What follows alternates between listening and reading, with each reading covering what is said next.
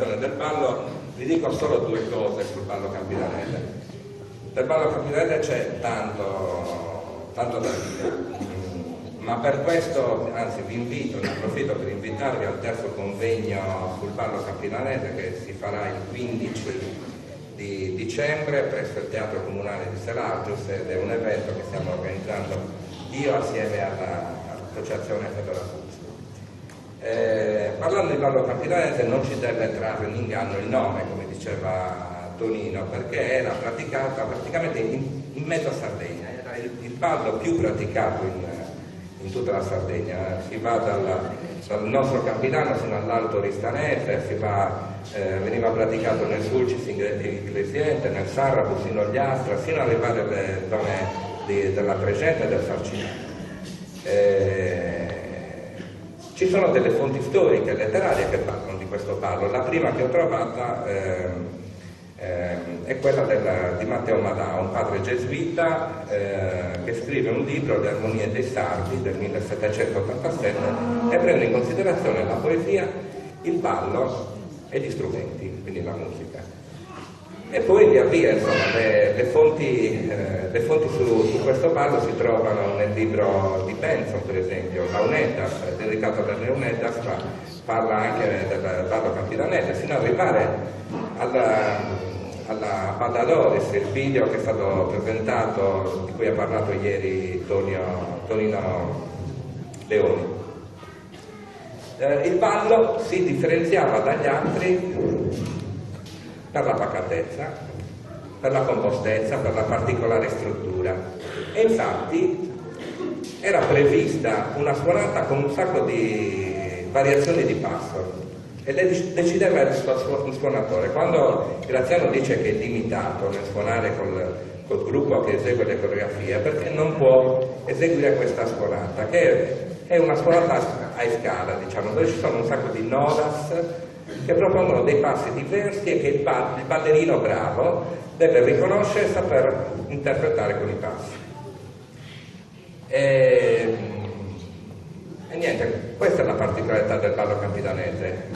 È un ballo talmente difficile che nel tempo i gruppi folk l'hanno sforbiciato, ne hanno tolto questo passo, poi un altro passo, fino a effettivamente farlo diventare un ballo noioso, perché a differenza degli altri balli non è molto movimentato, e se gli lasciamo a disposizione solo una o due varianti da fare, è ovvio che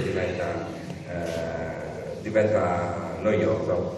Altro particolare di questo ballo era Susanzio, cioè una particolare vibrazione continua. Questo non lo sto dicendo io, ma ci sono le fonti, ne parla Salvatore Angelo Pisano, che ha fatto uno studio apposta, che ha scritto anche nell'enciclopedia della musica sarda edita dall'Unione Sarda. Questa vibrazione continua prodotto dal piegamento leggero delle ginocchia e dalle articolazioni del piede. È presente sempre, durante tutto il ballo. E poi un'altra particolarità è che questo ballo l'abbiamo potuto rispolverare grazie a poche persone, che sono Tonino Leoni, ma soprattutto per Quartuccio e dintorni. Tonio Spiga, a cui dedicherei una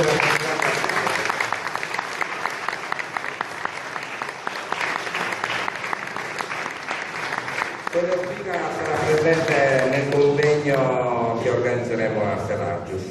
Bene, ricevo la parola a Matteo, che vi presenterà il ballo. Allora, si chiama Ballo e Convido. Quando all'inizio facevo le prime ricerche per il ballo e cercavo anche su YouTube, trovai questo disco pubblicato dal gruppo folk di Maracanagonis con le registrazioni di Felice Pili, e tra queste tracce la terza presentava la scritta Ballo e Convido. Cosa sarà questo Ballo e Convido? Comunque, non trovando altre fonti, perché allora non avevo ancora iniziato con Tonio, incontrai Andrea dopo anni e trovai la descrizione di un ballo fatto da Delessert, un viaggiatore francese, che descriveva un ballo a birre in cui ad aprire il ballo erano gli uomini che poi pian piano andavano a prendere, ognuno andava a prendere la sua mano. Parlai di questo con Andrea, ne parlai con Tonio Spiga, e Tonio Spiga mi disse subito: ma questo è su Ballo e Convido. Quindi avevamo trovato le informazioni che univano questa, la mia prima riscoperta, diciamo. E quindi questa sera noi proviamo a presentare questo ballo, chiaramente accompagnati da Graziano. Ci abbiamo lavorato un anno con Marco su questo ballo per riuscire a portarlo poi al pubblico, e lo presentiamo un paio di anni fa per la prima volta a Sassari, e lo trovavo di una difficoltà immensa, perché devono tornare tante cose. Quindi adesso iniziamo con questo ballo e vi proponiamo il nostro primo intervento sul ballo. Grazie.